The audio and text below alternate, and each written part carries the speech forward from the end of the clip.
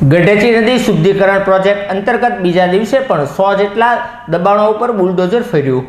મહાનગરપાલિકા દ્વારા ગઢેચી નદી શુદ્ધિકરણ પ્રોજેક્ટ હાથ ધરવામાં આવ્યો છે, જે અંતર્ગત પ્રથમ દિવસે 100 થી વધુ દબાણોને દૂર કરવામાં આવ્યા હતા, ત્યારે બીજા દિવસે પણ ધાર્મિક સ્થળો સહિતના 100 થી વધુ દબાણો ઉપર બુલડોઝર ફેરવી જમીનને ખુલ્લી કરવામાં આવી હતી।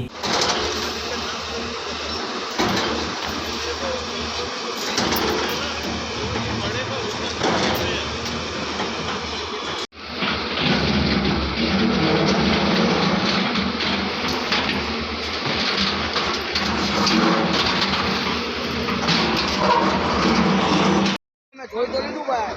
હું સરકાર તો કી આમ દેખાડીને વહી ગયા માણસો જેને દેખાડવું ગરીબોને નિવાસ આપવાના આમાં ક્યાં નિવાસ આપવાની વાત છે?